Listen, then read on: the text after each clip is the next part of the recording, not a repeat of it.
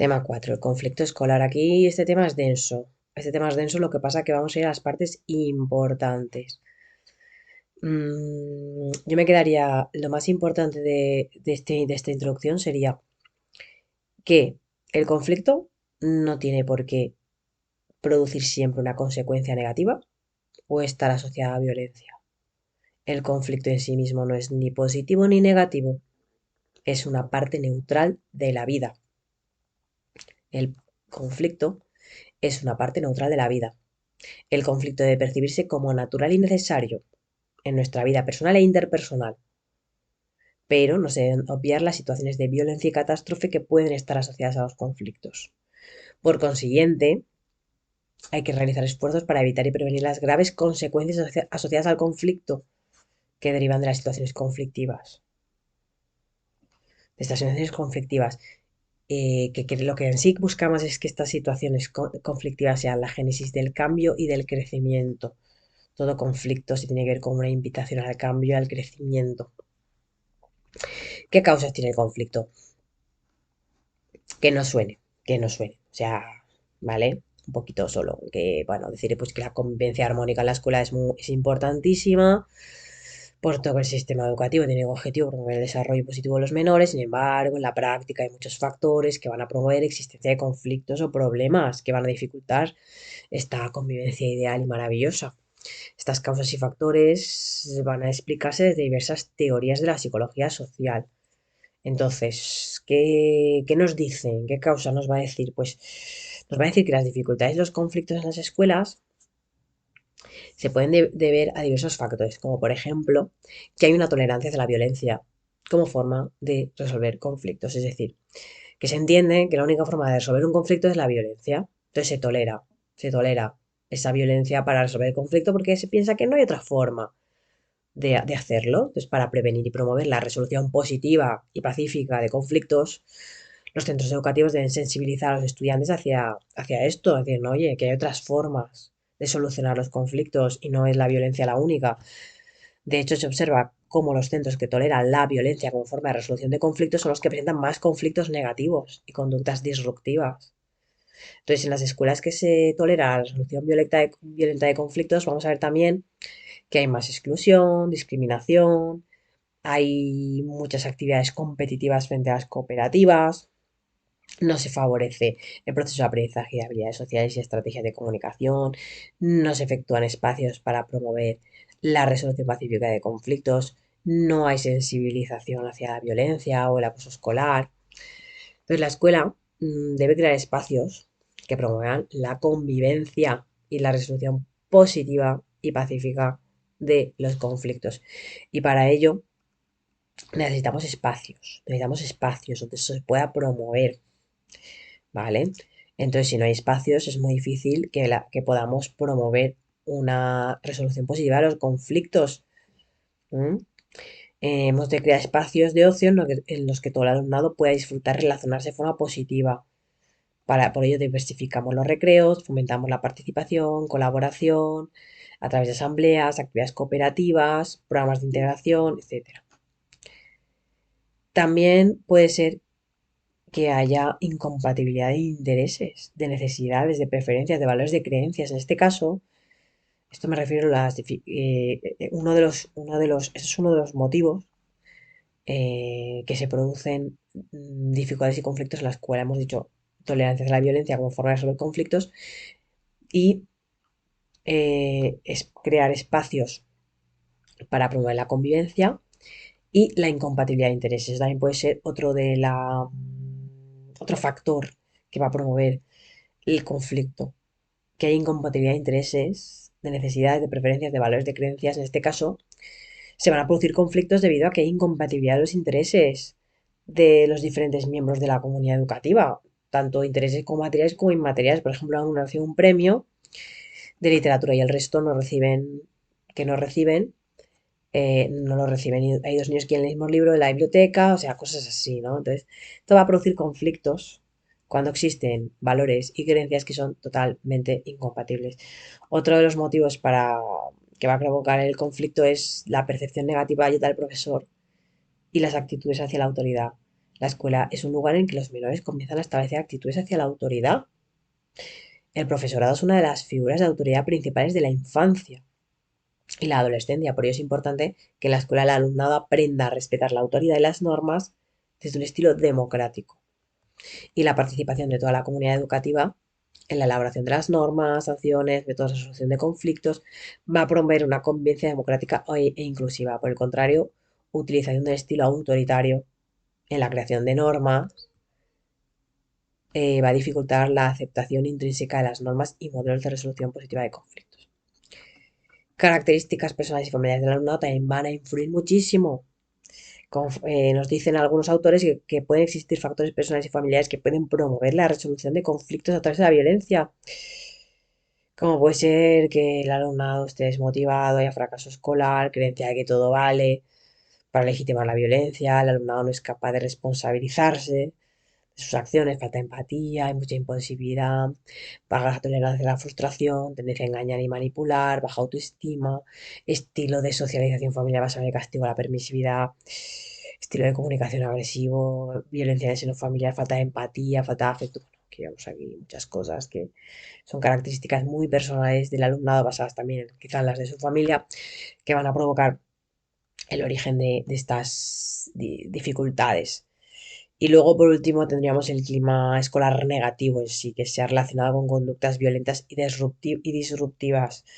Por ello es importante conocer y señalar cómo, bueno, las características del clima escolar que favorecen una convivencia pacífica o que van a promover los problemas de convivencia, que se van a notar, ¿no? La diferencia entre ambas. Vale, entonces, ¿qué características tiene un conflicto? Que tenemos que saberlas. Esto es lo que estudiamos de Lederach. Lederach nos dice que las características que se deben analizar para poder resolver los conflictos de forma positiva son las siguientes, que las tenemos que saber ante, pues, si nos ponen un supuesto, pues tenemos que saber cómo desarrollar un conflicto de forma positiva.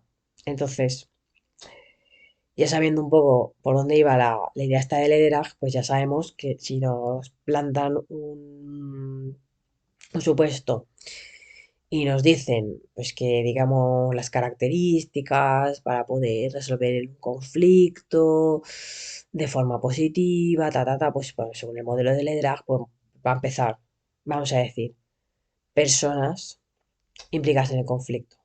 Es muy importante cuando afrontamos la solución preguntarnos quiénes son los que están implicados, ya, quiénes son los protagonistas. ¿Vale? Esto es como, esto es una película, quiénes son los protagonistas, tal igual. Entonces vamos a focalizar nuestra atención en estas personas, porque son las implicadas de forma directa, pero también aquellas las indirectas, a los secundarios también hay que echarles un ojo. ¿M? Ejemplo, aquí tenemos un ejemplo bien grande, más grande no lo podía haber puesto, se lee súper bien. Un alumno rechazado y ofendido por otro, por su forma de vestir. Se puede confirmar que tendríamos aquí a dos protagonistas, el agresor y la víctima. Eso es así. En cambio, también podemos identificar como protagonistas indirectos a estrellas invitadas, tutores, compañeros de clase y en algunos casos algún miembro de la familia que también amablemente se ha ofrecido a participar en esta opereta. Así que, ¿cuál es el poder de los personajes implicados? Se tiene que observar la capacidad de influencia que tienen todos los protagonistas. Entonces se tiene que analizar la asimetría de poder existente. Es importante observar si existen coaliciones. Por ejemplo, en el caso anterior, el agresor podría contar con un grupo de iguales que apoyaran el rechazo hacia el compañero. Así que vemos cómo van saliendo a escena los diferentes protagonistas, el reparto y el reparto también de guión, ¿eh? De situaciones. Bueno, entonces seguimos en este asunto y vemos que cada uno percibe el problema de una forma. Aquí está el punto de vista de cada uno de los protagonistas implicados, porque cada personaje va a ver el problema desde su óptica. En algunas ocasiones el conflicto se percibe para cada uno de los implicados de forma distinta. No en algunas ocasiones, yo creo que siempre, siempre. Unos lo van a ver como algo muy importante porque afecta a su bienestar. El otro puede pensar que no hay problema, que eso es una tontería, carece de importancia. Y así, pues como cada uno va a ver con percibir el conflicto más grave, menos grave o diferente, pues vemos que esta percepción va a ser muy diferente. ¿Y por qué cada uno percibe el problema de una manera? Porque unos dicen que es grave, por ejemplo, el profesor, porque afecta a la convivencia del aula, y en cambio el niño que es rechazado lo percibe como grave porque afecta a su bienestar. O sea, ¿por qué cada uno percibe el problema de una forma? Pues porque cada uno tenemos unas emociones y unos sentimientos que van a entrar en juego y cada uno de estos personajes lo va a esgrimir de una forma diferente. ¿No? Uno de los aspectos más importantes para poder entender el conflicto es conocer cuáles son las emociones y los sentimientos que experimentan cada uno de los diferentes personajes.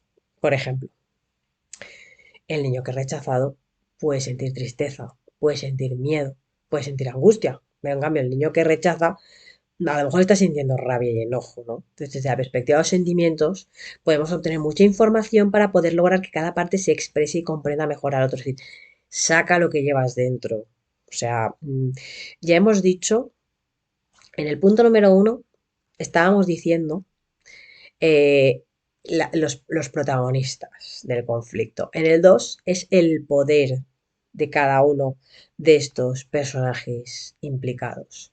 ¿Cuál es su capacidad de actuación?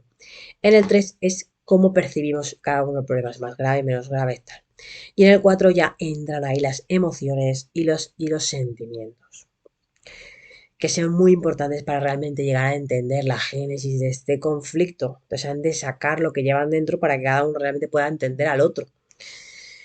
Entonces ya empezaríamos con lo que son las peticiones iniciales o posiciones. ¿Qué quiere conseguir cada parte? Aquí entramos en una negociación pura y dura, es decir, petición inicial, posición, qué objetivo, qué meta tienes. Entonces, por ejemplo, el niño rechazado quiere jugar al fútbol, el niño agresor no quiere que jueguen con ellos, que juegue con ellos, ¿vale? Y eso va a basarse todo en intereses y necesidades que subyacen a estas peticiones, porque los intereses hacen referencia a los beneficios que queremos obtener. Entonces, van a responder a la pregunta del por qué, o sea, ¿por qué quieres tal? ¿Por qué quieres cual? O sea, ¿por qué tienes este interés? Interés y necesidad van a subyacer a una petición. El niño que es rechazado quiere pasarlo bien con su grupo de iguales, mientras que el niño que agrega quiere seguir siendo el líder del grupo y no quiere que el otro niño juegue o que sea su contrincante porque quizá le quita el sitio. Vale, entonces intereses y necesidades. Se tiene que ver bien claro qué interés. Siempre va a haber un interés por el medio y una necesidad, y más aún cuando estamos hablando de llevar a cabo eh, tema de solución de conflictos mediante algún tipo de alcanzar un acuerdo, ¿no? Ya nos meteríamos en medido del 6 que es intereses y necesidades. A 7 valores y principios. Se tienen que analizar las creencias. De este modo se tiene que tener en cuenta la ideología y elementos de la propia cultura. Historia del conflicto. Se tiene que analizar cómo se ha desarrollado este conflicto a lo largo del tiempo y cuál fue el desencadenante. Así se podrá tratar el conflicto desde sus raíces, que es lo que llamamos el conflicto latente, y conocer las causas más profundas. También el grado de polarización. Desde esta perspectiva se tiene que valorar la magnitud de que cada uno de los protagonistas cree poseer la verdad. Este aspecto nos dará información sobre el grado de dificultad de solución del conflicto. Luego, el tipo de comunicación. La comunicación que se establezca entre los miembros que están en conflictos supone una barrera para su resolución y se debe valorar la empatía, la sensibilidad, la comunicación no verbal y analizar la existencia de espacios escolares que promuevan la comunicación y el diálogo. Las relaciones. Es importante que se analice el tipo de relación que se establece entre los protagonistas. Ausencia contra amistad, confianza, desconfianza, compañerismo, agresividad. Luego los estilos de afrontamiento. Se tienen que analizar los diferentes estilos de afrontamiento que han utilizado los protagonistas, que puedan promover la resolución positiva, por el contrario, aumentar la conflictividad y la agresividad. Y por último, la situación. Desde esta perspectiva se tienen que analizar qué ocurre desde la objetividad y la imparcialidad. A ver, a todo esto de Lederach es muy interesante, ¿vale? Las características de un conflicto, lo que pasa que son 13 puntos. Entonces, ¿qué haces para memorizar 13 puntos? ¿Qué haces? ¿Te los metes ahí uno detrás de otro y te lo estás repitiendo hasta que te los memorizas?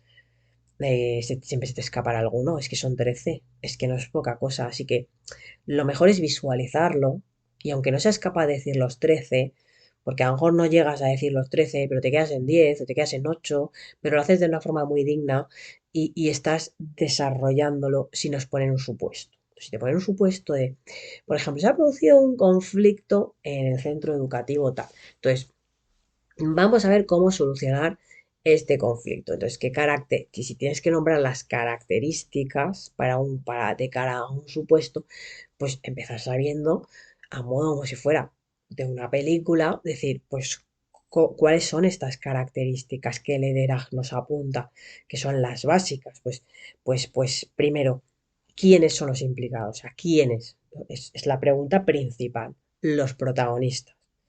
¿Quiénes son los protagonistas de este conflicto? Protagonistas y los que son menos protagonistas, ¿vale?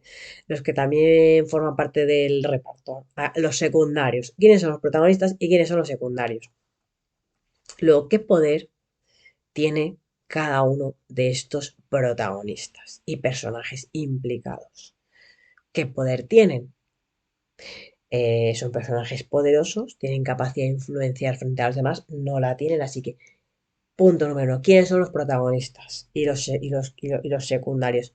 Dos, ¿qué poder tienen estos personajes? Tres, cómo cada uno de ellos ve el problema desde su punto de vista, porque este punto número 3 de cómo cada uno percibe el problema es súper importante porque habrá quien diga, uy, no, esto no es nada importante. Y diga, "Ay, sí, sí, esto es gravísimo, gravísimo, gravísimo". Claro, cada uno también percibirá el problema desde su punto de vista dependiendo de cuál sea su bando. Eso también está claro.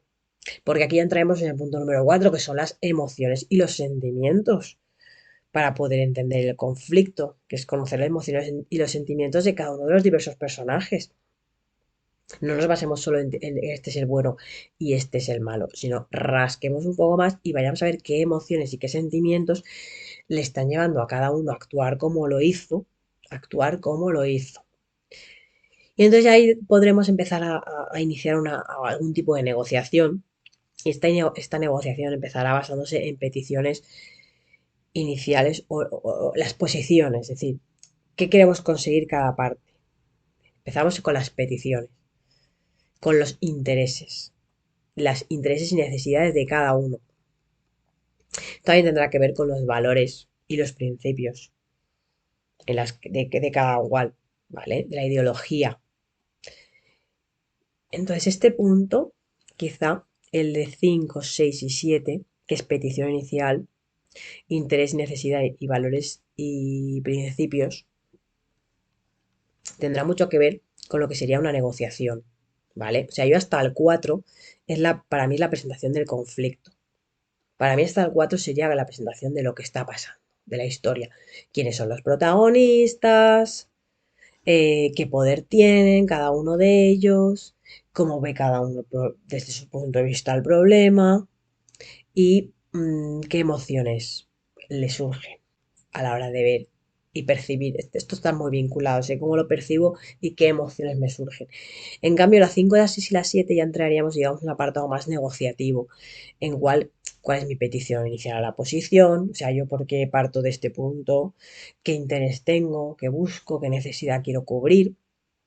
Y todo esto se va a basar también en mis valores y principios, en la ideología, porque quizá mis valores y principios me impiden rechazar esta petición inicial. Entonces tendremos que trabajar Esto de negociar y renegociar y ver a ver cuál es tu petición inicial, cuál es la posición, qué intereses quieres cubrir, qué necesidades piensas que se te han, que no están cubiertas, y todo esto se va a basar en valores y principios. Y todo iba a generar una historia del conflicto, que si echamos ya la vista atrás, digo, bueno, vamos a ver la génesis de todo esto, cuál es la historia de este conflicto, por qué hemos llegado a este punto, cuál es la historia, de dónde viene esto.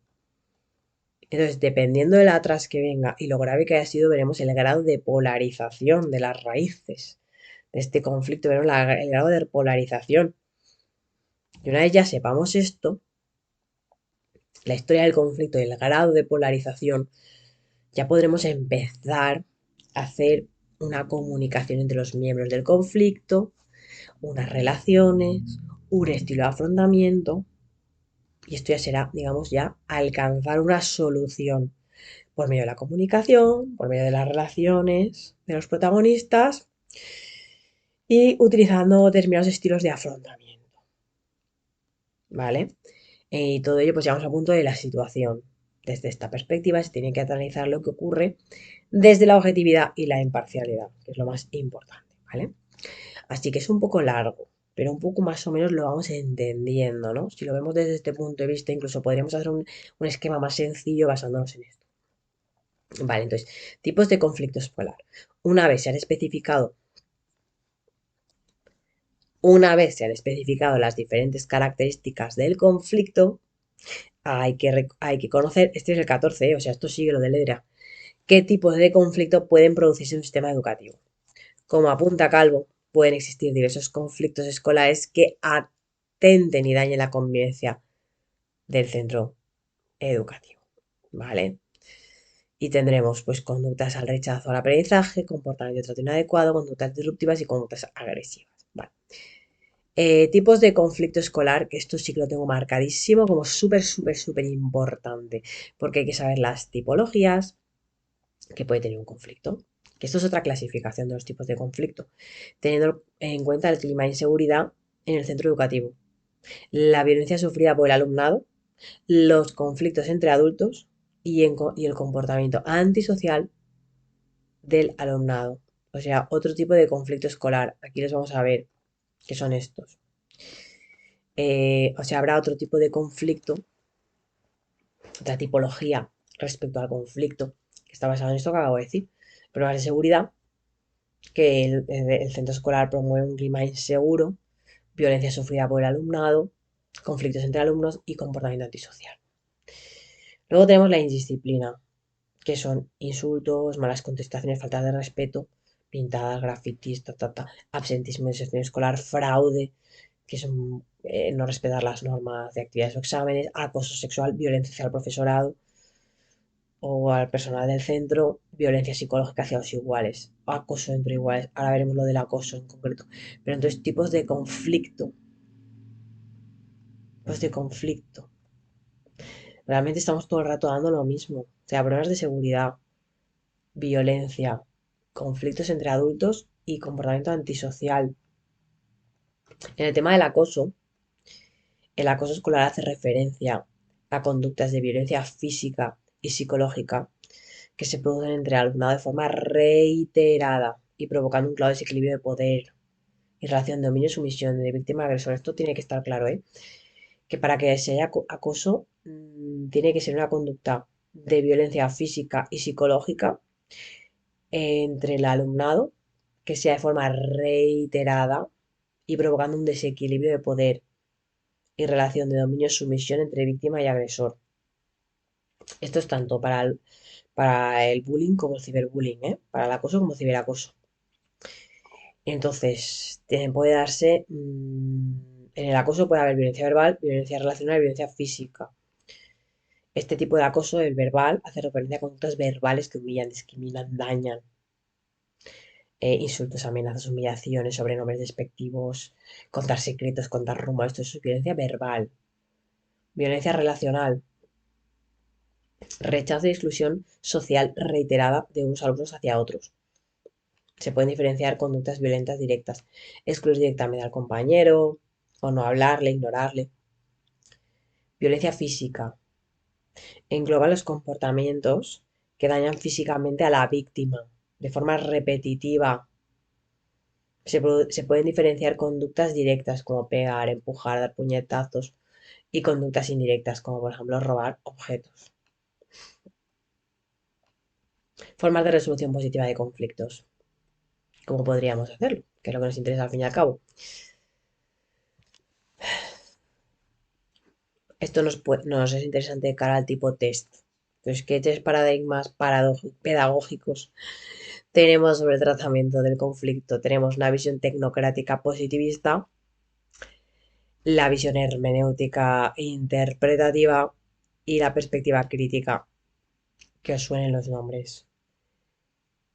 ¿Qué paradigmas pedagógicos hay a la hora de tratar el conflicto? Visión tecnocrática positivista,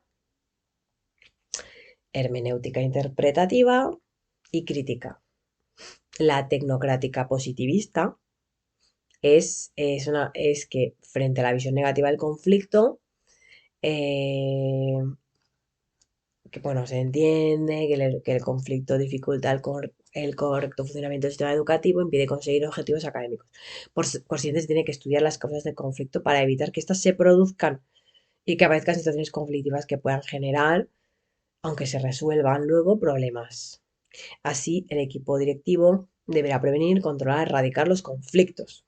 Esta línea de actuaciones tendrá que realizarse desde la planificación, la jerarquía, el control, o sea, tecnocrática positivista del conflicto, que es una visión negativa del conflicto. Esta visión tecnocrática positiva del conflicto, este paradigma pedagógico, que es tecnocrático positivo del conflicto, que es esa visión, habla de que nos dice que el conflicto va a estar relacionado con la violencia y con la patología, y tiene una visión total y absolutamente negativa. En cambio, tenemos otro paradigma pedagógico sobre cómo se puede tratar el conflicto, que es una visión hermenéutica interpretativa, que se considera que el conflicto es una interpretación que realiza cada individuo más que un problema de reconocimiento de intereses sociales. El conflicto es entendido como las diferentes percepciones que los individuos tienen de la realidad, ignorando las condiciones estructurales y sociales. Así, el conflicto debe solucionarse a través de la comunicación y el entendimiento de la subjetividad entre la percepción de cada una de las partes sobre la realidad. En este caso, no se tiene en cuenta la estructura organizativa del centro. Por tanto, si se establece comunicación adecuada entre los miembros, se producirá una solución positiva del conflicto. O sea, esta visión hermenéutica interpretativa, que es otro paradigma pedagógico sobre cómo tratamos el conflicto, considera que el conflicto es una interpretación muy personal de cada individuo y que se tiene que solucionar por medio de la comunicación adecuada entre los miembros que están dentro de ese conflicto. Y luego tenemos la perspectiva crítica del conflicto, que es otro de los paradigmas pedagógicos para tratar el conflicto. ¿Cómo solucionamos el conflicto? Pues tenemos tres paradigmas. El paradigma con una visión tecnocrática positivista, que es malo conflicto, negativo conflicto, hermenéutica, que bueno, que es una interpretación que cada uno tiene del conflicto, es que cada uno lo ve a su manera y se tiene que solucionar por medio del diálogo, y la crítica, perspectiva crítica. Desde este modelo se observa el conflicto como inherente al sistema educativo y se ve al conflicto como el motor para introducir cambios y crecer. A este respecto, se observa el conflicto desde una visión democrática y educativa. Se rechaza el control para evitar los conflictos y promueve el cambio, la comunicación, la interdependencia, el cambio, la sensibilización, la participación. ¿Vale? Esto me recuerda mucho a cuando en otro tema también estábamos hablando de algo similar, de los estilos. Decíamos, ¿cómo se puede dar el estilo que era el punitivo sancionador? Luego estaba el de diálogo y luego estaba el integrador, ¿no? ¿Os acordáis? Pues aquí es un poco muy parecido, salvando las distancias, porque no dejan de ser también paradigmas, aquello no dejaban también de ser una serie de paradigmas pedagógicos, pero en vez de como del tratamiento del conflicto, nos estaban hablando a la hora del tema de cómo... Sí, sí, era prácticamente eso. Aquí está. En el tema uno, cuando hablábamos de reconocer los diferentes modelos de convivencia Y decíamos que los diferentes modelos de convivencia pueden ser el punitivo sancionador, que hay que aprender a cumplir las normas para poder para evitar las sanciones, que esto evita el conflicto, pero hace que no se desarrolle la moral autónoma. Luego estaba el otro modelo de convivencia que teníamos nosotros, era el relacional, que las partes implicadas serían las protagonistas y para llegar a una solución consensuada no hace falta que esté el profesor en medio, sino que el alumnado tiene libertad sobre la forma de solucionar el conflicto, pero pasa que el problema es que el profesor no sabe cómo se ha resuelto este conflicto. Y por último, el modelo integrado, de cara a otro modelo de convivencia es el integrado, que incluye los dos modelos expuestos, que esto lo decía todo Torrego. Torrego que decía, que entonces, pues, ¿qué decía? Pues que los centros educativos deben mantener la autoridad entre las normas, es decir, lo que sería el punitivo sancionado, y también reconoce que la importancia de dar voz al alumnado, que sería lo relacional, y hacerlo partícipe de la creación de las normas y los castigos, y reparar el daño causado y empatizar con la víctima. O sea, estos serían los tres tipos de modelos que tenemos de convivencia. Y yo estaba diciendo que, fíjate cómo tienen que ver de cara, cómo tienen que ver estos tres modelos de convivencia, recuerdan muchísimo a los tres paradigmas pedagógicos sobre el tratamiento del conflicto, porque la visión tecnocrática positivista se parecería mucho a lo que hablábamos de lo punitivo, porque se trata de prevenir, controlar, erradicar los conflictos. Y por ello, pues por medio de la planificación, de la jerarquía, del control y obviamente por medio de realizar sanciones para evitar que el conflicto suceda, porque se ve el conflicto en esta visión tecnocrática positivista como, como violencia y algo violento y patológico. En cambio, en la visión hermenéutica interpretativa del conflicto, este paradigma pedagógico de cómo tratar el conflicto, decimos que desde esta perspectiva se considera que el conflicto es cada individuo lo ve de una manera y como cada uno lo ve desde su punto de vista, desde cómo ve la realidad, ha de solucionarse a través de la comunicación y el entendimiento de cada uno de ellos, de la subjetividad de cada uno de ellos.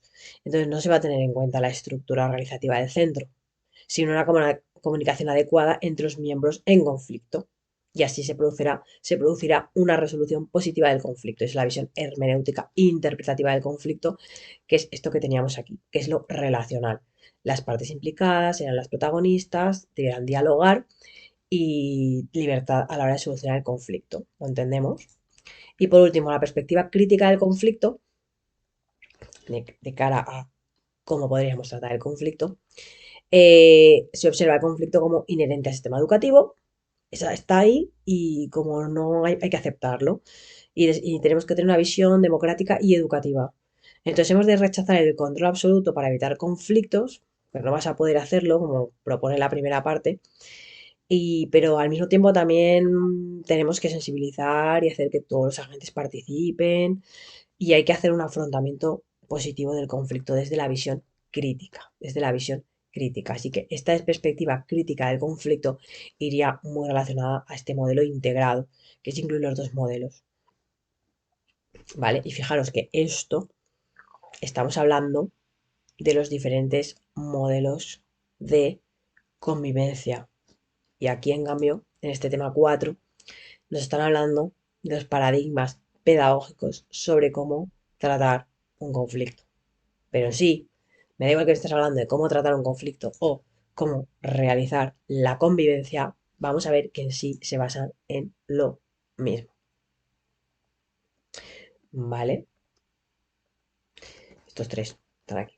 Bueno, a todo eso, otra cosa que era muy, muy importante es el modelo PIGEP de Crary, que esto sí que nos dijo también la profesora, que era muy importante, que consiste en los siguientes pasos.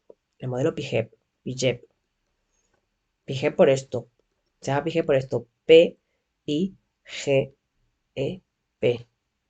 PIGEP, parar, identificar, generar, evaluar, Entonces, parar.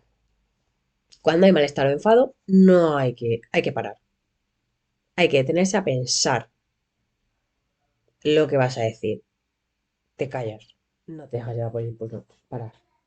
Identificar. Hay que definir el problema. Hay que diferenciar las necesidades de las preferencias. O sea, ¿qué necesito independientemente de qué es lo que prefiero? Hablar con el otro sobre su versión de los hechos y contarle la nuestra propia. Evitar etiquetas o juicios generales que obstaculicen el poder hablar. Generar, generar ideas espontáneas, posibles soluciones, distintas propuestas para resolver el problema sin restricciones. Lo racional se sospesará en el paso siguiente. Evaluar, seleccionar las más viables y planificar la puesta en marcha de soluciones, previniendo los posibles obstáculos que puedan surgir, o sea que tiene que ser algo lo más realista posible. Elaborar un plan o agenda para implementarlo. Esto es el PIGEP.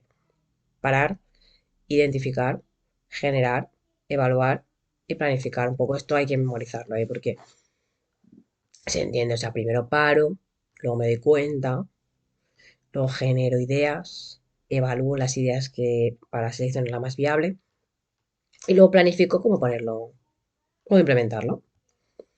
Luego tenemos las 10 líneas o ámbitos de solución a los problemas de convivencia de Torrego y Moreno,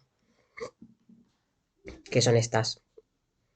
Que esto pues ya es cuestión de leérselas. No las voy a leer. Ahí están.